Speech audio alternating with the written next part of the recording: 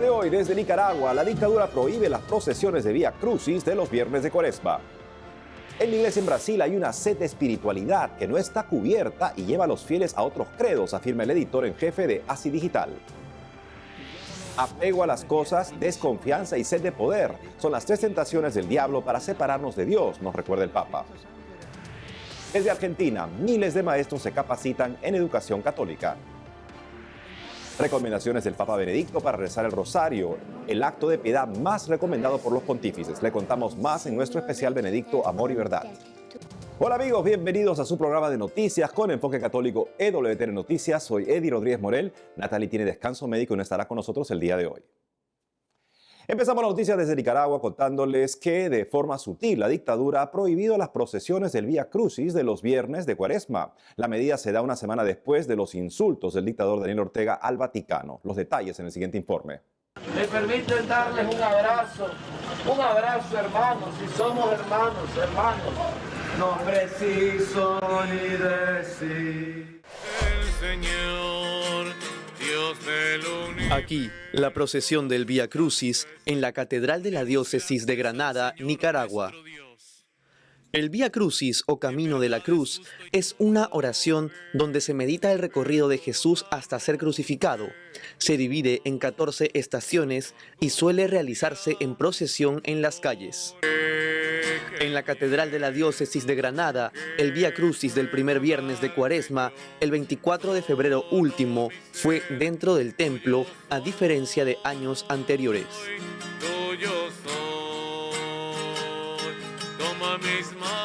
Según el medio nicaragüense La Prensa, el padre Winder Morales, vicario de la Catedral de Granada, dijo que luego de la Santa Misa del jueves 23, la policía se le acercó a decirle que el recorrido del Vía Crucis no podía realizarlo por toda la localidad. Inmediatamente tendremos el rezo del Santo Vía Crucis, que todos estos viernes lo estaremos realizando aquí dentro de los muros de Catedral. Si alguno de ustedes quisiera tomar alguna estación, como tradicionalmente lo hacíamos cuando íbamos a la calle,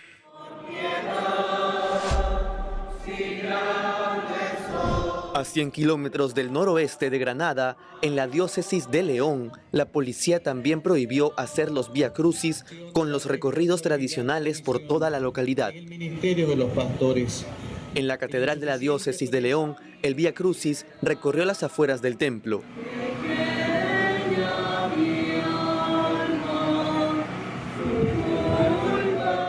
Santa María, Madre de Dios, ruega, Señora, por nosotros. En el santuario Nuestra Señora de la Merced, en la Diócesis de León, no hubo procesión. Jesús carga con la pesada cruz.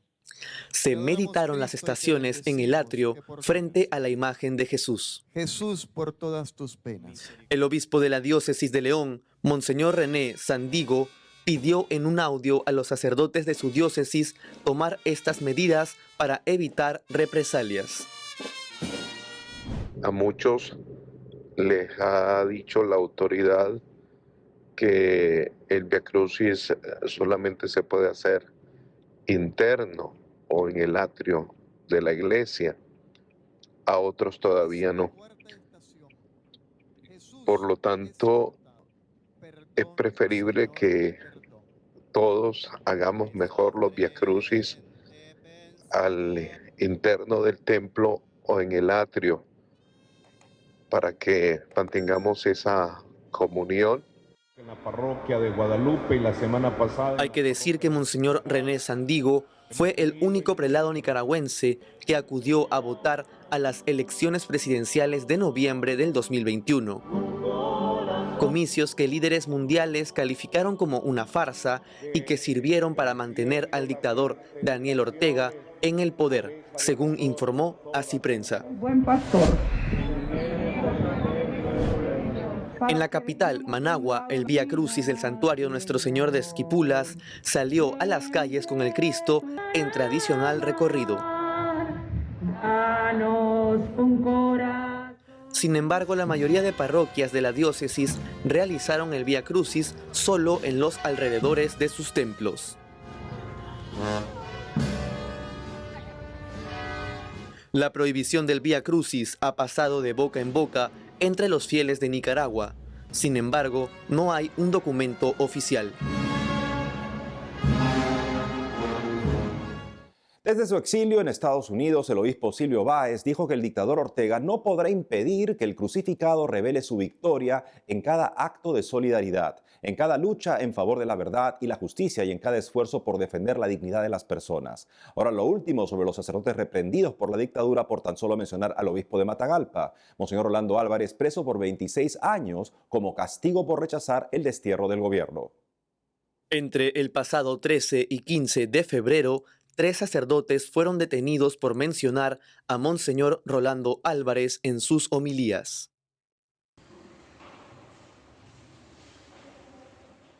El padre Adalí Carrasco es rector del Santuario del Señor de los Milagros en Ciudad Antigua. En su homilía del pasado 12 de febrero, pidió oraciones por Monseñor Rolando Álvarez. En menos de 24 días fue detenido por la policía. Luego de algunas horas, fue el primero en ser liberado. Que venga a nosotros el Espíritu Santo. El padre Eric Ramírez es párroco de Cristo Rey de Telpaneca. Encomendó la Santa Misa Dominical por Monseñor Rolando Álvarez.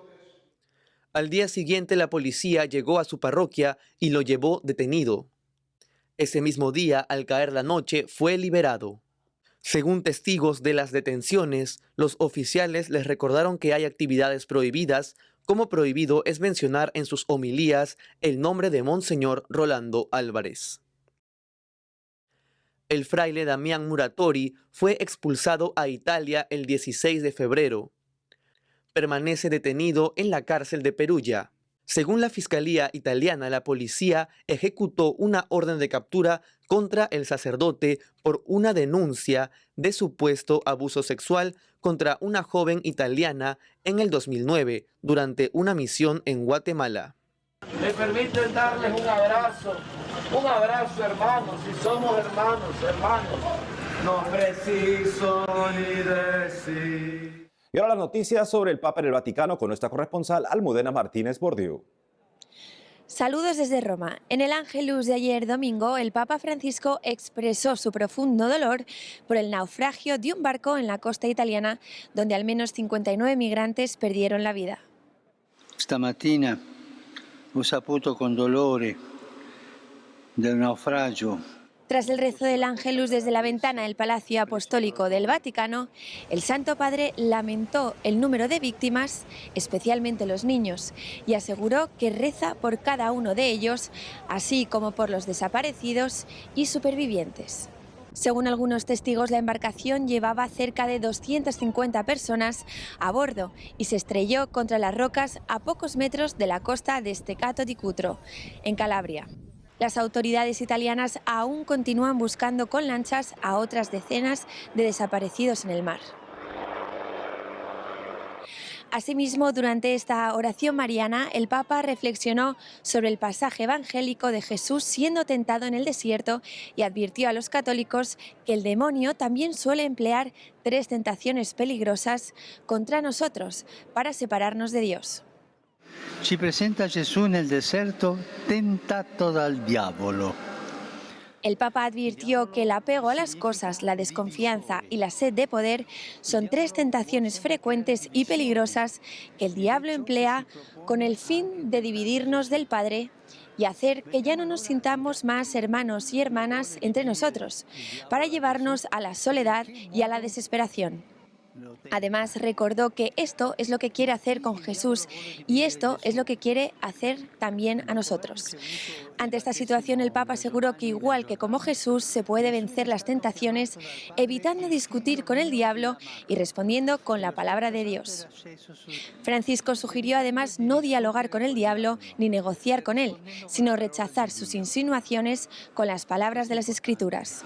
Col diavolo non si discute. Col diavolo non si dialoga. Desde la tarde del domingo 26 de febrero y hasta el 3 de marzo, el Papa Francisco realizará sus ejercicios espirituales anuales, por lo que el Vaticano ha suspendido todos los compromisos del Santo Padre. Desde el año 2014, el Papa Francisco organizó una semana de ejercicios espirituales de Cuaresma. junto a los superiores de la Curia Romana fuera del Vaticano, trasladándose a la Casa del Divino Maestro, ubicada en la localidad de Aricia, a 45 kilómetros de Roma.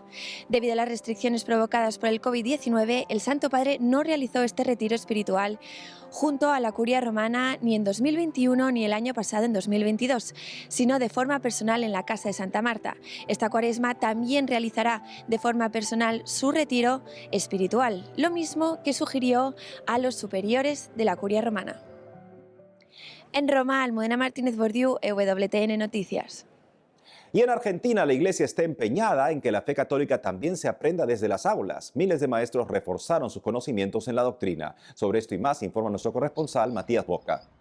En Buenos Aires, desde la parroquia San Juan Diego, ubicada en el barrio porteño de Villa Lugano, comenzamos informando que la Junta Regional de Educación Católica de la Diócesis de San Isidro realizó la 14ª capacitación docente. Gran expectativa y concurrencia en el Colegio Marín. 2.500 directivos, coordinadores y docentes que se desempeñan en obras del Obispado de San Isidro participaron de la jornada diocesana de capacitación docente en las instalaciones del Colegio Marín. Cabe destacar que se realizaron 44 talleres donde los participantes se capacitaron y reflexionaron sobre diferentes temas y problemáticas referidas al ejercicio de la educación. Estamos celebrando la edición número 14 de la Jornada Diocesana de Capacitación Docente y el lema que nos convoca es Educación Católica, ensancha el espacio de tu tienda, como una invitación a pensar el diálogo que tenemos que mantener desde nuestra identidad con las diversas realidades que se nos presentan. Entre otra información, se realizó el encuentro anual de delegados diocesanos de las obras misionales pontificias y cabe destacar que asumió su nuevo presidente. Con el lema Corazones fervientes, pies en camino, el equipo nacional de obras misionales pontificias tuvo su primera reunión presencial después de 2 años. En el encuentro se trabajó sobre el proyecto Iglesia Argentina Amazonía es tu misión, haciendo un balance de la experiencia de los primeros misioneros enviados. Cabe destacar que las obras misionales pontificias son el principal instrumento de la Iglesia Católica para atender las necesidades con las que se encuentran los misioneros en su labor de evangelización. Para finalizar, en el marco de este encuentro, el padre Fernando Sánchez asumió como director nacional de obras misionales pontificias. Queremos seguir animados en esta tarea, llevando adelante algunos objetivos a nivel regional y algunas líneas de acción para nuestras diócesis. Como director nacional de obras misionales pontificia, espero que todos podamos caminar, ponernos en camino con corazones ardientes. Finalizando con la información, la peregrinación de la familia grande de los Hogares de Cristo llegó a la diócesis de Mar del Plata. Los Hogares de Cristo celebran 15 años de trabajo en la recuperación y prevención de adicciones bajo los lemas María nos visita y nos abraza y ni un pibe menos por la droga. En esta oportunidad continuó su recorrido con la Virgen de Luján, invitando a un mayor compromiso con la problemática de las adicciones. Cabe recordar que la diócesis de Mar del Plata cuenta con 5 espacios del Hogar de Cristo, en los que se aborda el consumo problemático en toda su complejidad. En Buenos Aires, Matías Boca, EWTN Noticias. Brasil es el país con la población católica más grande del mundo. Sin embargo, en un reciente estudio, solamente el 8% de la feligresía católica en Brasil dice que va a la misa regularmente. Para hablar de este y otros temas, estamos con Marcelo Cavallari, que es editor en jefe de ASI Digital, nuestra agencia en Brasil. Bienvenido, Marcelo. Muchas gracias por la invitación. Claro que sí. Dinos, ¿cuáles son, en tu parecer, los más grandes desafíos de la iglesia en Brasil? El más grande es ciertamente la pérdida de fieles para las iglesias evangélicas.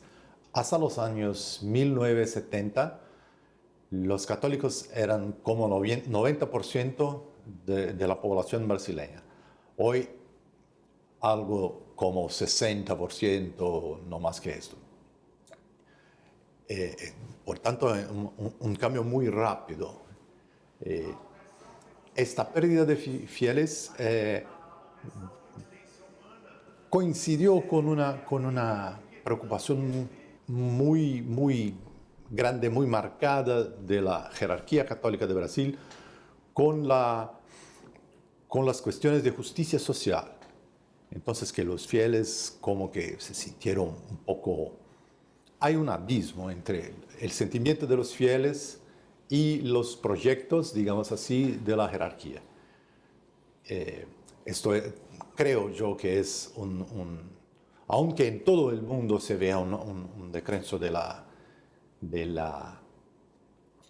ida a la misa y todo, creo que en Brasil esto es un factor muy importante. Recuerdo el caso del padre Marcelo Rossi, que ha hecho un gran trabajo para traer a muchos de vuelta a la Iglesia Católica en Brasil hace años. Él decía que cuando era seminarista se dio cuenta que la Iglesia en Brasil estaba muy bien organizada para brindar ayuda social y la gente venía a recibir esa ayuda económica, material, pero luego se iba al culto a otras iglesias. Y él les decía, ¿por qué no vienen al culto aquí también? Y empezó a lanzar su apostolado, que en efecto ha traído a muchos de vuelta a la Iglesia Católica. ¿Por qué esta distancia justamente entre lo que necesita espiritual y religiosamente el pueblo brasilero y prioridades que al parecer no responden a esa necesidad, de modo que tienen que buscar a Dios en otras comunidades? Sí, creo que padre Marcelo Rossi optó por una solución de traer música y danza para el culto, un poco como hacen las nuevas iglesias evangélicas. Esto es una posibilidad, creo, pero lo que hace falta a los fieles, a los fieles comunes de Brasil, creo, es una mejor formación para conocer lo que tiene su iglesia, para conocer lo que la Iglesia Católica les tiene a ofrecer. Y el problema es, como dijo, este abismo entre un proyecto social y político.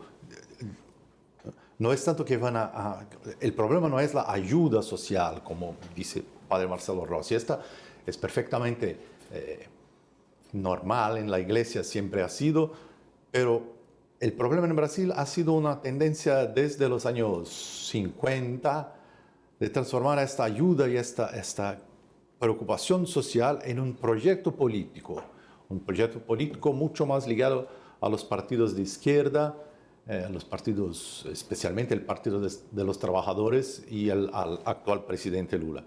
Y aunque Lula tenga sido electo solo con 50 millones de los votos entre 150 millones de posibles electores, entonces él no es una unanimidad, así como él no es una unanimidad política. Esta ligación de la Iglesia con el proyecto político de la izquierda, de la jerarquía, digo, hace con que pone una barrera entre los fieles y lo que es la Iglesia Católica, ¿no? Entiendo. Y esto me recuerda el caso de un pariente político mío en los Estados Unidos que me decía, Eddie, yo soy católico y yo siempre voy a misa, pero el sacerdote no me da nada para la vida. Por eso voy a ver a Pastor Bob, un importante ministro protestante en la zona donde él vive, porque él sí me da para la vida. Entonces justamente hay que verdaderamente enfrentarse a esta incapacidad que tiene aparentemente unas ciertas prioridades equivocadas por parte del clero, que no está respondiendo al hambre de Dios, que luego tiene que ser saciada en otros grupos, no solo en Brasil, sino también, por lo que veo, también en los Estados Unidos. Claro, claro. Ojalá este proceso sinodal de escucha permita que la jerarquía se dé cuenta de que esto está pasando y que, bueno, hay una sede de Dios, hay una sede de espiritualidad que no está siendo cuidada, ¿no? Y cuando se dice que el sacerdote debe hablar poco para no aburrir a la gente, yo digo, claro, si hablas mal Que hable 7 minutos ya es intolerable. Claro. Pero Pastor Bob habla, predica 1 hora. Y mucha de la gente que lo va a ver son católicos. Me di cuenta porque cuando salí del culto, escuchaba ahí a la gente en el atrio y muchos decían, soy católico, pero Pastor Bob, vente aquí, yo siempre vengo porque, en fin, ¿no? Entonces, verdaderamente hay que revisar las prioridades para poder anunciar el Evangelio, para que la gente se encuentre con Dios en los términos que Jesucristo ha establecido, que son los sacramentos y la predicación viva de la Iglesia Católica. Muchas gracias, Marcelo, por haber estado con nosotros. Muchas gracias. Hacemos una pausa y al volver, las recomendaciones del Papa Benedicto para rezar el Santo Rosario, el acto de piedad más promovido por los pontífices. Le contamos más en nuestro especial Benedicto, Amor y Verdad. Ya volvemos con más noticias con Enfoque Católico.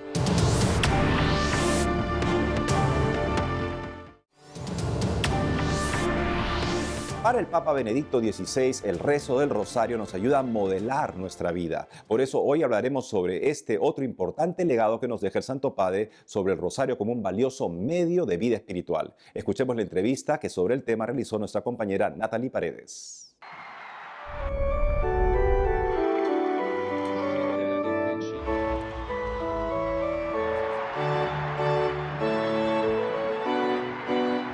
Para profundizar sobre Benedicto XVI y el Santo Rosario, estamos conectados con Monseñor Alberto González, quien fue oficial para la Congregación de los Obispos en Roma y nombrado por Benedicto XVI como capellán de su santidad en 2011. Monseñor Alberto González, un gusto tenerlo de nuevo en EWTN Noticias. Monseñor, ¿qué significado tenía para el Papa Benedicto XVI el Rosario?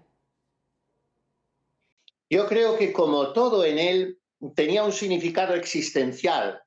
No era referente a las cosas de Dios, no era algo postizo, no era algo superpuesto, no era algo añadido, sino que lo hacía vida. Realmente el rosario es una vida en pequeño, porque nuestra vida está tejida de misterios, de gozo y de dolor hasta que desemboquemos en los de gloria. Entonces para él, y según nos enseña, el rosario es una oración paradójicamente, según se dice, de silencio. Él tuvo una alocución preciosa, aparte de las muchas veces que habló del rosario, en los Ángelus, sobre todo del mes de octubre, y en otras muchas ocasiones, tuvo una intervención muy interesante en el santuario de Nuestra Señora del Rosario de Pompeya, el día 19 de octubre de 2008. Y entonces dijo que el rosario es una oración contemplativa precisamente porque tiene que dar lugar al silencio a través de las palabras. Esa repetición cadenciosa del Padre Nuestro que nos coloca en dirección vertical y de las Ave Marías en comunión con la Virgen tienen que hacer que nuestra voz, dijo él con su sabiduría, nuestra voz no cubra la voz de Dios. Entonces el rosario crea en el orante un espacio de silencio contemplativo. Es muy importante esto en el pontificado y en el magisterio de Benedicto. Para él la liturgia no debía estar, por ejemplo, llena de palabras, y en este sentido también quiso rescatar la liturgia tradicional que da mucho lugar al silencio. Para él el protagonismo es siempre el de Dios, y este podemos recibirlo en el silencio. Y presenta el rosario no como una repetición verbal de Ave Marías primariamente, sino como una contemplación que crea en nosotros un espacio, digamos, acústico de receptividad de la voz de Dios a través de su palabra. Y el Papa Benedicto decía que el rosario es un verdadero don del corazón de la Virgen. ¿A qué se refiere con ello? Sí, él dice textualmente como que la Virgen ha sacado de su corazón ese regalo para dárnoslo en forma de rosario. Y claro, lo más grande que hay en la vida es una madre. Querríamos que la madre no nos faltara nunca, para con ella siempre vivir. Pues esto es lo que hacemos con María, perpetuar una comunión de vida con ella a través de ese cuarto de hora, media hora diaria que dedicamos al rosario, recorriendo todo lo que ella vivió y obedeciendo su palabra al señalarnos a Jesús, hacer lo que Él os diga y recordando aquella palabra de San Lucas que repite 2 veces en su Evangelio. María conservaba todas estas cosas meditándolas en su corazón, que a nosotros nos se ha concedido entrar en esa meditación del corazón inmaculado de María. Es un gran regalo que nuestra misma Madre del Cielo se ha dignado hacernos. Monseñor, justamente usted nos ha comentado que la contemplación era importante para Benedicto XVI. Él decía que el rosario es la escuela de la contemplación. ¿Cómo hacer del rezo de rosario una contemplación viva de los misterios de Cristo? A través de la palabra de Dios. El rosario es una oración, decía también él, citando las exhortaciones de las cartas apostólicas de los papas Pablo VI, Marialis Cultus, y Juan Pablo II, Rosarium Virginis Mariae. Entonces Benedicto XVI decía, el rosario es contemplar a Cristo con los ojos de María a través del recorrido por la palabra de Dios. El rosario es una oración eminentemente bíblica, es devocional, es piadosa, pero apoyada en la palabra de Dios. Los 15 misterios del rosario están tomados de la Sagrada Escritura, del Evangelio. Entonces, la escuela de contemplación del rosario tiene garantizado para nosotros una buena nota si seguimos esas asignaturas evangélicas, si seguimos ese surco de la palabra de Dios en la que se inscribe el rosario. Cabría añadir brevemente que el rosario es una sustitución de 150 Ave Marías por los 150 salmos que rezaban los monjes antiguamente cada día. Después se pasó a rezarlos cada semana. Y como el pueblo no sabía latín ni podía leer los salmos, tampoco sabía leer, entonces la Virgen inspiró a Santo Domingo de Guzmán y a otros este medio de oración. El rosario es el salterio de los pobres, es la Biblia de los iletrados y todos tenemos acceso a la palabra de Dios. Monseñor Alberto González, gracias por todo lo que nos ha comentado en la entrevista. Muchas gracias a ustedes siempre. Dios les bendiga.